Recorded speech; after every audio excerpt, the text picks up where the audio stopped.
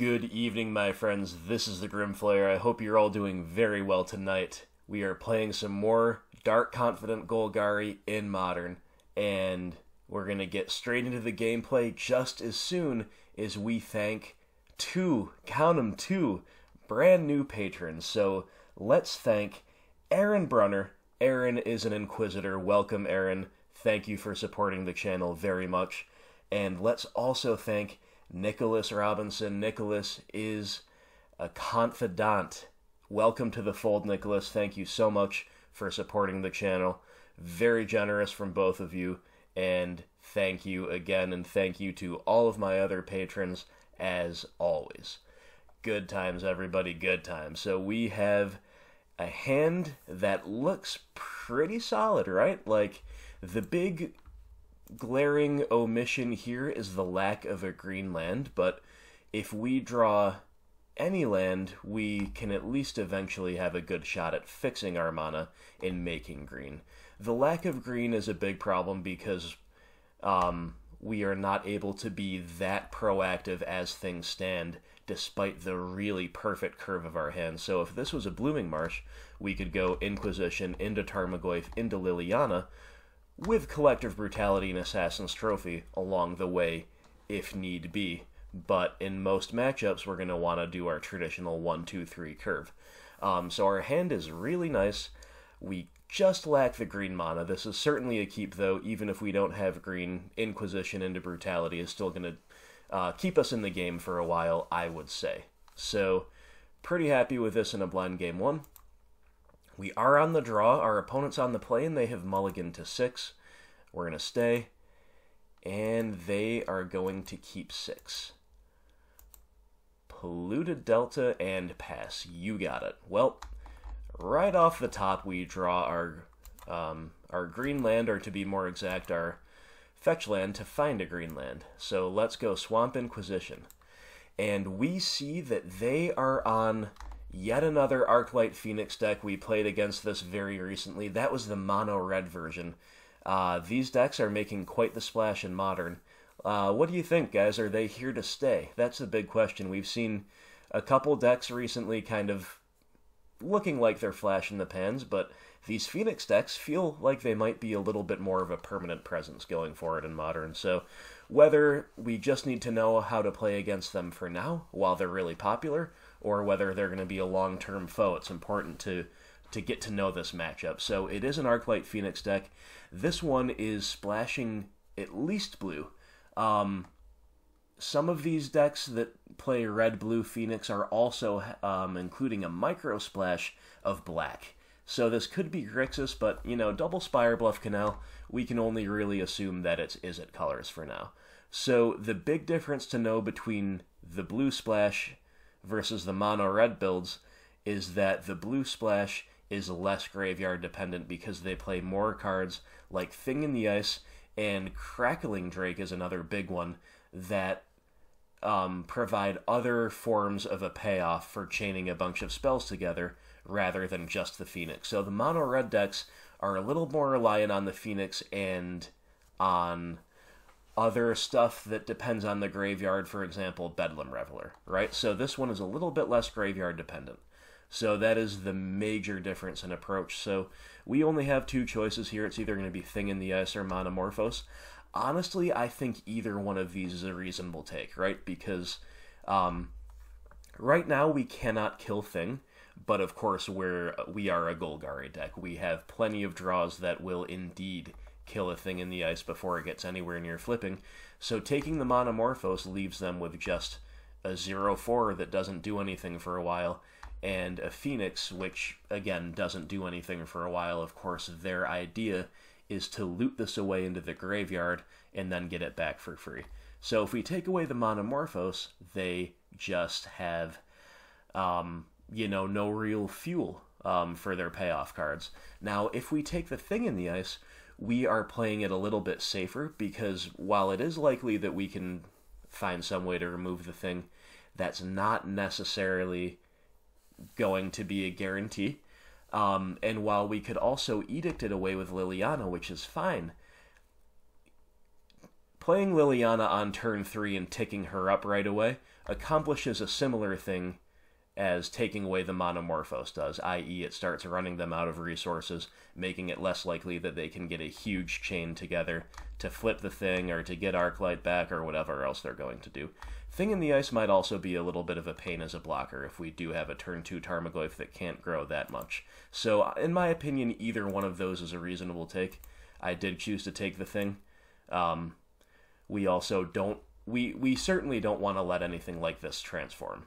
And while, yes, we have the tools to answer that one, they probably have another 3 in the deck. They have more payoff cards. Like I said, Crackling Drake should be in the deck here. So, just something to also bear in mind. So they're going to fetch a Steam Vents, and then they're going to play these Serum Visions that they just found. Good enough for me. Alright, Scavenging Ooze is a pretty good one in this matchup. Definitely not bad at all. But we're going to go ahead and play the Tarmogoyf. It is bolt-proof for the moment. It is a faster clock, and Skooz is not that impressive right now anyway with only 1 green mana source on the field.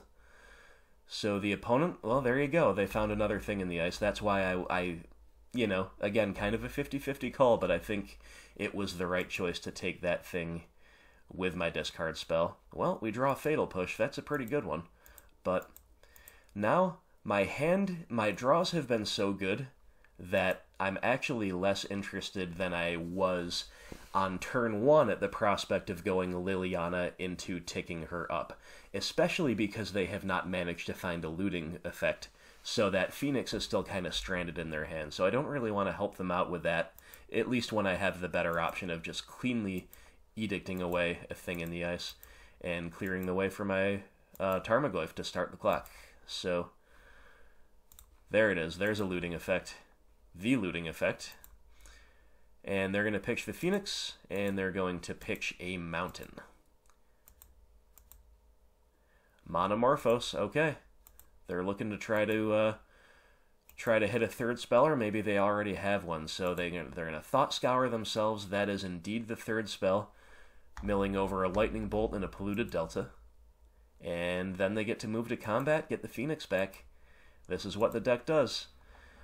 Now, if there's a Thing in the Ice around, let's say that they had stuck one earlier, well, you know, depending on what else they had in their hand, they might have been able to flip that as well. And that would, of course, be very, very bad.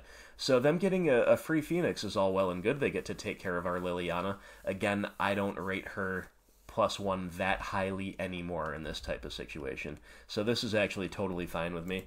And you'll note that our Tarmogoyf is now a 5/6, which I am not mad about. Feels pretty good. So we'll draw a Field of Ruin, we'll play it. That might matter in terms of getting a Revolt trigger for our Fatal Push, so I'd rather just run these lands out rather than sandbagging them. And here I just think we're going to pass, right? Like, we could play out the Scavenging Ooze, and that's definitely an appealing play to some degree. The big problem, again, is that we only have 1 green source, so we cannot even get any value out of it before it gets bolted if they're sitting on a bolt or another way to kill it. So what I want to do here is just hold up Fatal Push and Assassin's Trophy in case I need them, hold up Field of Ruin, maybe we can get a Revolt trigger, push something, fix our mana a little bit, and then have a more proactive turn on the following turn.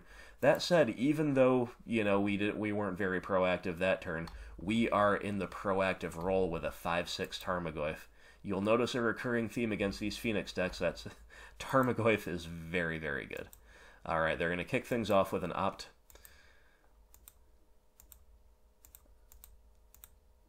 And they're just going to pass, so they have to play defense with the Phoenix now.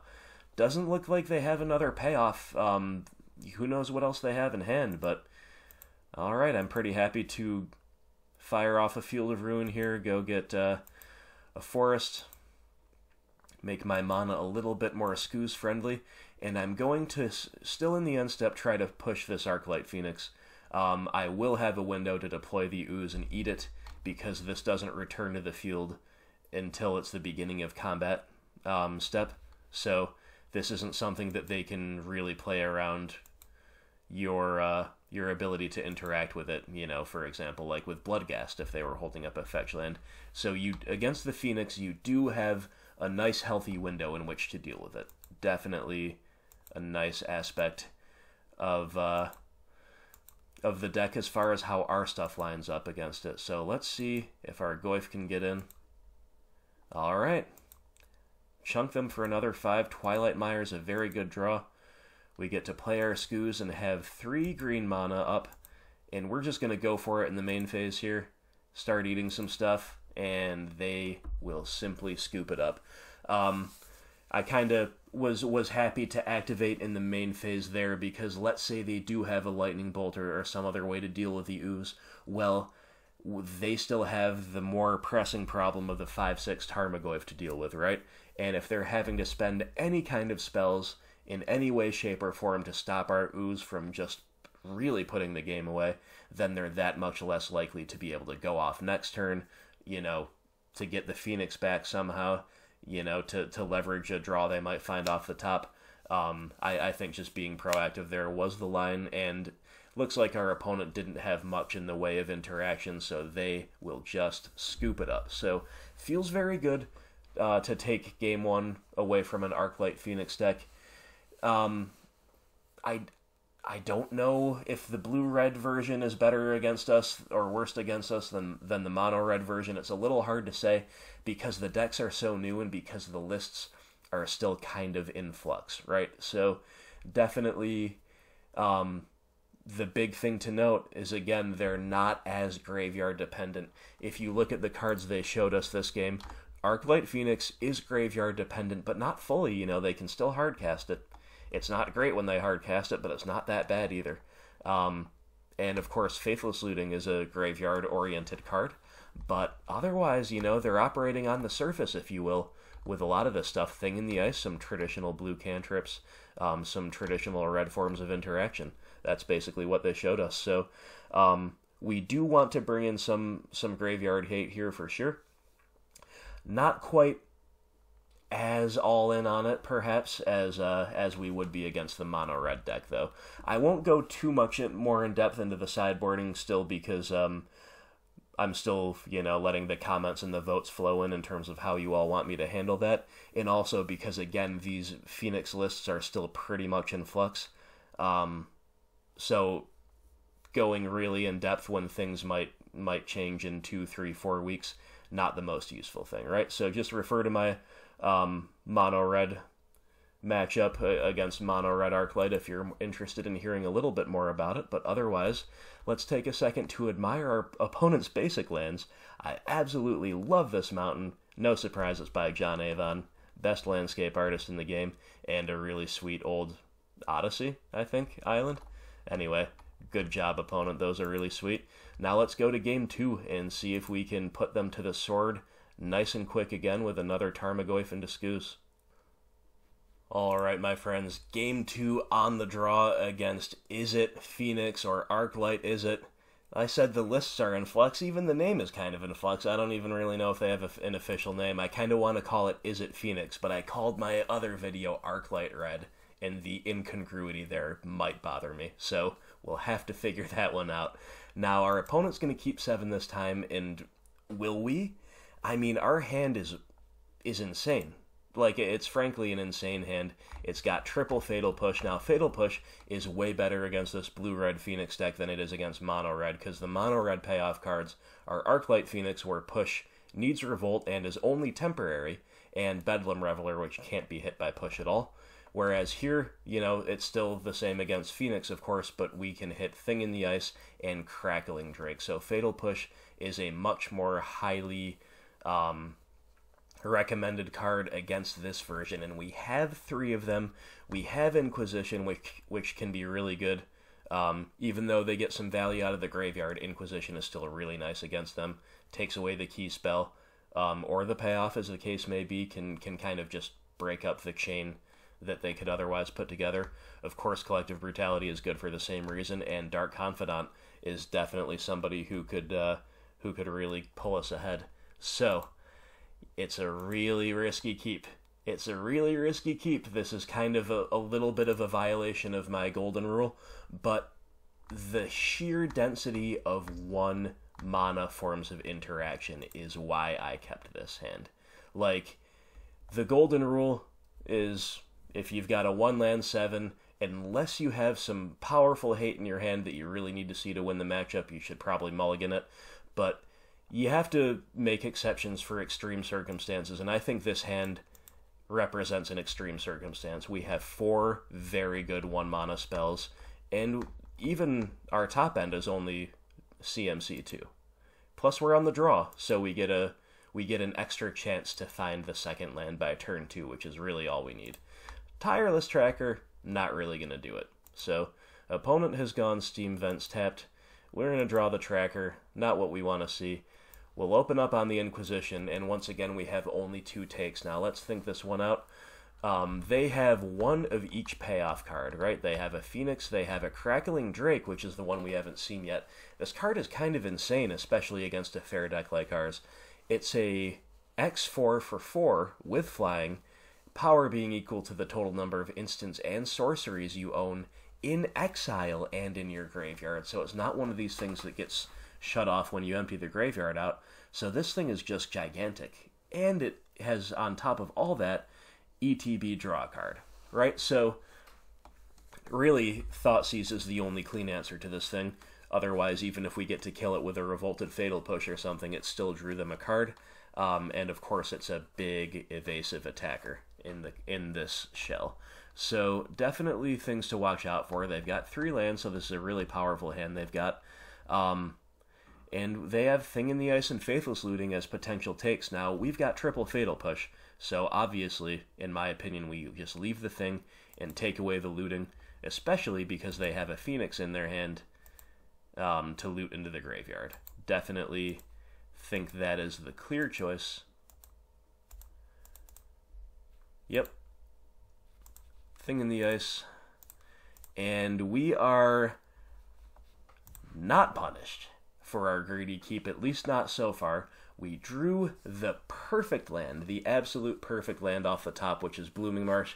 It's a painless duel. It does not enter tapped, and it lets us have the luxury of running out this Bob. This Dark Confidant on turn 2 is going to be so good. We know that at most they have 1 instant or sorcery in hand. They're simply a very low likelihood to flip the thing next turn, so we can hopefully start accruing some advantage with Confidant and then go back to interacting. We push the thing, we take it from there. That's the plan. They're shocking in a Steam Vents. That's a little frightening. But it's just to flash back a Faithless Looting. Alright, I can live with that. So they've got double Arclight Phoenix in the bin. That's a little frightening. Definitely some real payoff. So we would have loved to have drawn, like, untapped land Nile Spellbomb there, right? Because then we could play the Spellbomb, push the thing, attack for 2, and then hold up the Spellbomb activation. Obviously, that would have been the dream. We had a really greedy keep, and we're hitting our land drop, so we can't complain too much. So what do we do here? Well, obviously, we're going to play out our Treetop Village, and then I think we just have to make sure we take care of this thing. Around Counter Magic, even though they don't play much, if any, really. Again, these lists are still in flux. When an archetype is new like this, and when they're playing blue, you shouldn't really just assume they won't have a counter. So I'm happy to just main phase push. Of course, that also allows us to get in for 2, which is relevant. But these 2 Arclight Phoenixes in the yard are still pretty scary, and they found Opt into Monomorpho, so it's looking a little bit like they're going to go off, and they go off in style with bolting the Bob, moving 2 attacks, getting back double Phoenix, hitting us for 6. This is all quite bad. They also make their 4th land drop, so next turn they can play a Crackling Drake. Alright, we make our 4th land drop as well, but what do we do? So we cannot Fatal Push anything this turn. We do not have a Revolt trigger, so that is a little bit rough. We can Collective Brutality. We don't know. They have 2 unknowns in hand. The one known is not able to be taken with Brutality. So the discard mode for Brutality is potentially okay. The kill mode on Brutality is potentially okay. Of course, it never feels great to just spend a card on Arclight Phoenix when we know they can get it back. Unless we have some kind of graveyard interaction, that never feels good. And the Drain Life mode is also okay. So all three of these modes are okay, but where does that really get us? Like, do we really want to just have a one-spell turn when the one spell is going to be a collective Brutality? And no matter how we slice it, Tracker is gas, the land is gas in context of the Tracker, and we also might just in general need a fourth land to operate well. And obviously these Fatal Pushes are pretty good. We certainly need to answer the Crackling Drake with a Fatal Push if we somehow can. So I think the thing to do here is to just run out the Tracker, follow her up with a Forest. We're just going shields down for the turn. It's not great, but we're making a clue. We're getting some guaranteed value, and next turn we will, at worst, be able to crack a clue and double Fatal Push with a guaranteed Revolt trigger, getting value along the way, potentially trying to stay in the game. But, them looting away a double Phoenix and getting them back the next turn, yeah, and bolting our Confidant, all of this was pretty rough. So we are just F6, nothing we can do, nothing we can really represent with just a Forest, so they hit us for 6. And yep, they're going to tap out for that Crackling Drake. They draw a card.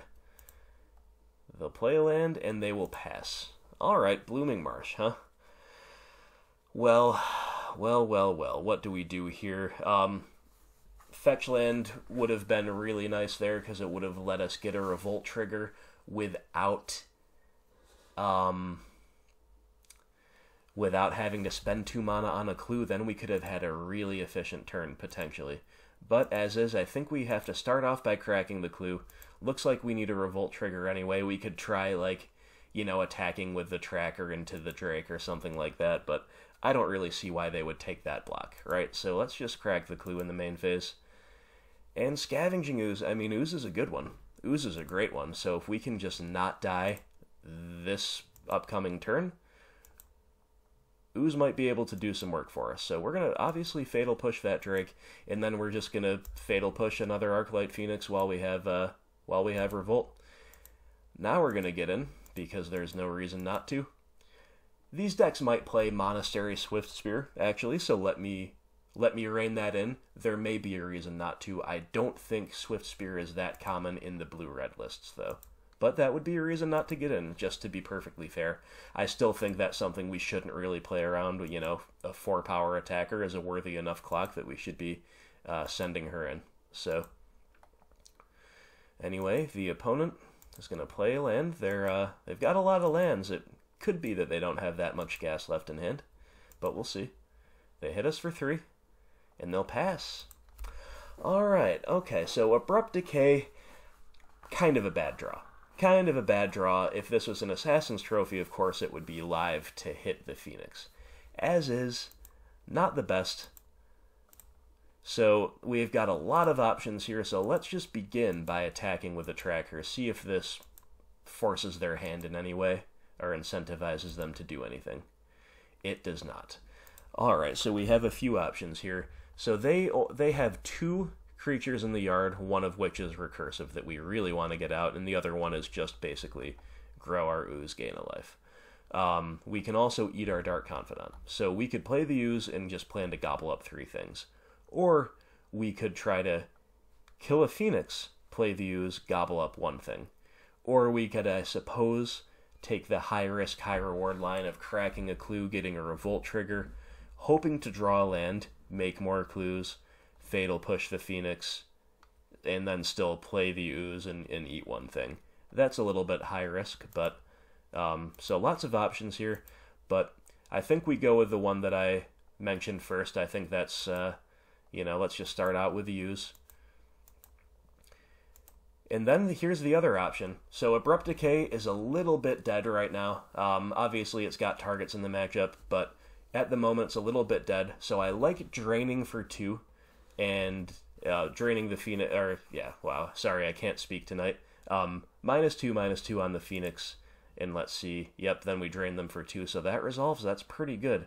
That is arguably the most mana-efficient play that we could have. So we're going to go ahead and pass. The only bad thing about this is we only have one Scavenging Ooze activation up. Faithless Looting, alright. That could be a pretty good start to a pretty good turn for them. So they pitch away Thought Scour and Island. That's a little bit worrisome because obviously they're going to try to hit 3 spells this turn, so the fact that they're pitching a 1-mana spell, definitely a little bit scary. They've got another 1-mana spell to follow it up. It is Opt. And it's Monomorpho, so they're going to get their Phoenixes back. Are they going to do anything else? They've got a Lightning Axe for the Ooze. Darn, this is pretty bad. And they pitch a Phoenix to it. Yeah, that's just pretty much game. So they're going to get 3 Phoenixes back, and we can either eat one of them and gain 1 life. Then we'll be at 1 after they attack. Yeah, or we can Fatal Push 1 and just die to the 2. So yeah, we've got to eat 1 here. Man, what a turn for them. What a turn. So there goes our Ooze. They're going to get the 2 remaining Phoenixes back. And hit us. Yep. Last card in hand is a Lightning Bolt. Wow. That was quite the turn, I have to say. They had 2 really impressive turns this game. The first one was when they got back the 2 Phoenixes on, what was it, turn 3? Their turn 3, I believe. They got 2 Phoenixes back, and the third spell that they chained together was a Lightning Bolt for our Confidant. Same thing happened here. They chained a bunch of really good spells together, including a Lightning Axe on our Ooze, and then they had a Bolt when it was all said and done to finish us off. So did we misplay by brutalitying the Phoenix? Well, I think we'd be dead either way, right? So if we didn't drain them for 2, yeah, like we can eat some. Well, it really depends on what else they had. It really depends, I guess, on whether they had some of this stuff in their hand before they started digging or what. I don't know. It's hard for me to say from this point. Maybe we should have just passed with 3 green sources up. I really don't know. I thought maybe I'm underestimating the likelihood of their deck to be able to just chain spells together. But, you know, the Faithless Looting, this card is potentially becoming a problem in Modern. It enables so many strategies. It's card disadvantage, of course, technically, but it serves as kind of insane amounts of virtual advantage in a lot of the decks that play it. And it's just becoming ubiquitous in the format. And I think in that turn in particular, the card selection from Faithless Looting was absolutely key. And of course, another discard effect got them that 3rd Phoenix in the graveyard, which proved to be lethal. So, you know, I felt fairly safe. I felt like it was a pretty efficient use of my turn to escalate the brutality, kill a Phoenix, and then, you know, hope I just didn't die that turn. Then I would have probably been fine. But maybe I'm just supposed to hold up all 3 Scooz activations so that even if they go off, you know, I can at least gobble up all of these Phoenixes. So I guess that was, looking back, that was a misplay. We also might have been in a decent position to just win the game next turn. You know, they might have, if they didn't kill us this turn, they would have had to have left something back on defense, or had, you know, held up that Lightning Axe maybe for this Tireless Tracker, because of course she represents lethal. So, lesson learned. I thought the brutality play was pretty good, but I guess we were probably supposed to just let the Scooz do its thing. Anyway, it was still, you know, still felt a little bit wowed by the little chain they put together there, especially because they just last card in hand Lightning Bolt. I mean, yep, that was just pretty rough. So maybe they were just going to just kind of nut us there anyway. It is hard to say, but regardless, you can see the kind of out of nowhere power that these Arclight Phoenix decks can bring to bear. Yeah, Yeah, tough break, but let's go to game 3. We're going to be on the play. See if we can get him in game 3. All right, my friends. Game 3 against Izzet Phoenix, and we're on the play. Our hand is less risky of a keep than game 1, or excuse me, than game 2's hand was, just in terms of the lands to spells ratio, but it's still kind of risky, right? We only have 2 lands and we only have 1 2-drop. Just in terms of being able to actually cast our spells, it's actually more risky.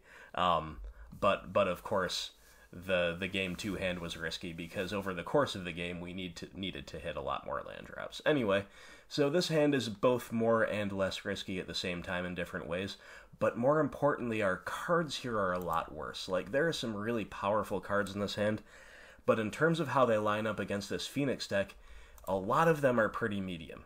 Like, we just really want a piece of graveyard hate to go along with all this stuff, and we just don't have it, except in the form of Kalidas, who, of course, is a bit slow for all that. We need better interaction to slow them down earlier. We need to maybe put them under some pressure. Again, Tarmogoyf would be great for that. And then we slam the Kalidas on turn 4 and let him bridge us into the late game. So I don't think this hand is a keep. It's a functional hand. It's not a terrible hand, but I think we're supposed to throw it back, try to do better on 6. And I think we have done better on 6.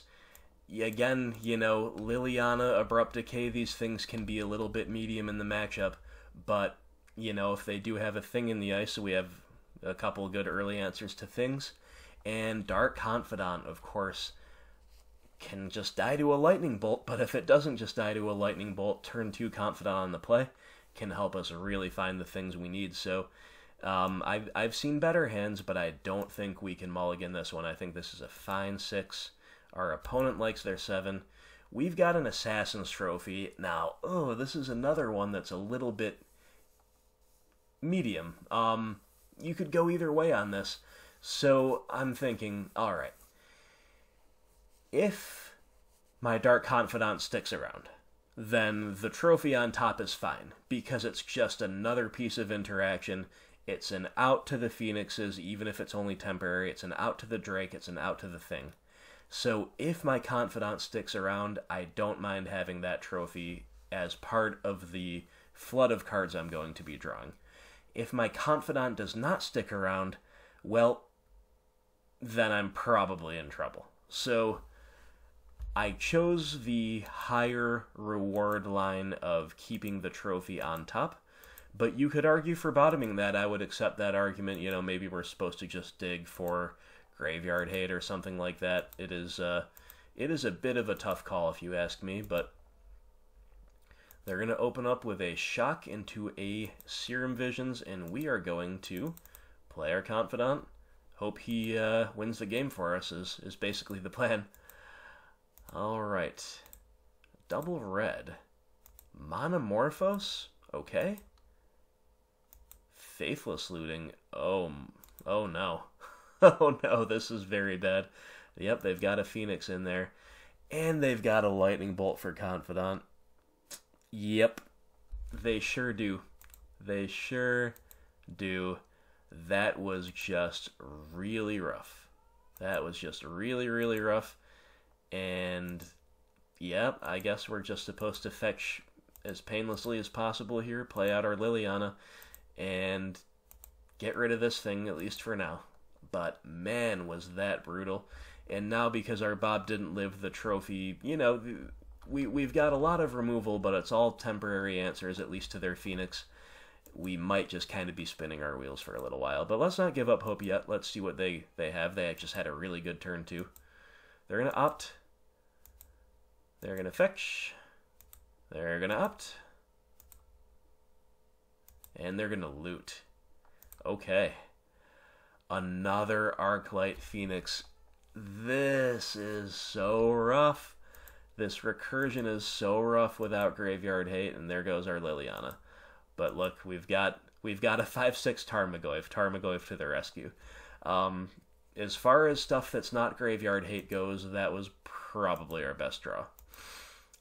Definitely changes the nature of the game, I would say, to some degree, at least. Certainly gives us a clock that forces them to continue with the amount of momentum and power that they have displayed thus far. Crackling Drake, yep, a 9/4 flyer. That's that draws a card. That's pretty good. That is pretty good. All right. Can't push it yet, but now I can. All right, we'll fetch. We'll get our revolt trigger here. Perfectly fine to go get our other shock land out of the deck here because we're going to just push this thing main phase so we can attack, and we're only holding up one of these two things even if we took an untapped land there, so that was the correct way to fetch. So we get to deal with the Drake without ramping them, which is kind of cool, and get in for 5. I mean, that's all we can do. They play a mountain. They're going to flashback a Faithless Looting. Sure. Another Arclight Phoenix in the yard. Okie doke. Okay, they're going to discard a Monastery Swift Spear to hit the Goyf with a Lightning Axe. That doesn't kill it. So unless they just misplayed, which I don't think they did, there goes the Lightning Bolt. Kills the Goyf. Third spell of the turn. Free Phoenix. I think I just have to trophy one here. We're just preserving our life total. Of course, also allowing us to use our mana next turn for hopefully a fantastic top deck, but we'll have to see. But yeah, yep, that was pretty rough. Dark Confidant, not exactly the top deck of dreams here, but I think we have to play him. I think we certainly have to play him out. They will opt. They will flashback looting. Pitching a Drake and a Thing, which must mean they have a third spell, and it's an Izzet Charm. Oh boy.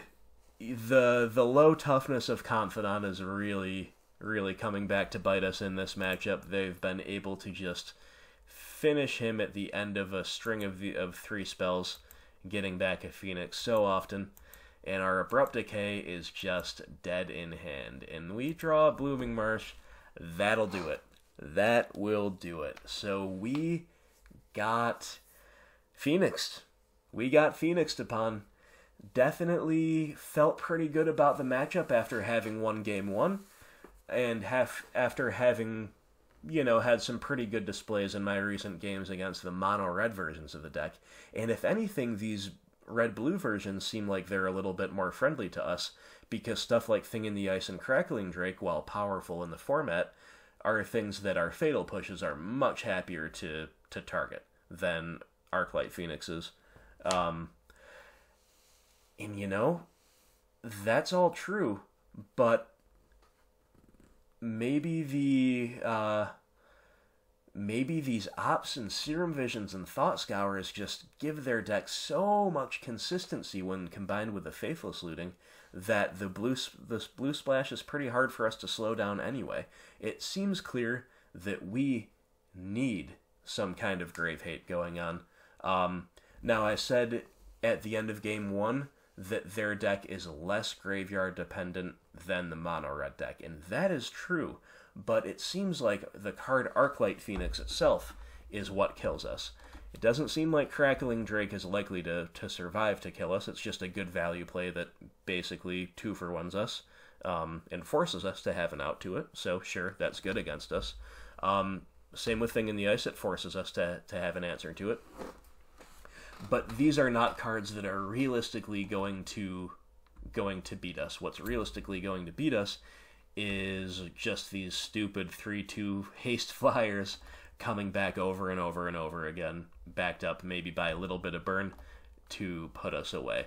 So even though they're less graveyard dependent, I guess we still need to be just as Grave Hate heavy to beat the Phoenixes. And to be fair, I was this game. I brought in all 3 Nile Spellbombs. I brought in my Graph Digger's Cage. I have Kalitas and 3 Scavenging Oozes. I did not bring in Surgical Extraction. That's really the only piece of Grave Hate I left out, which, I think is correct. This is still a value matchup. They certainly play a reasonable, fair game.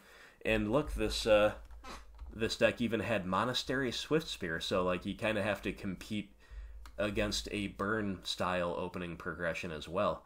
This thing can arguably get more prowess triggers in this deck than it can in actual burn.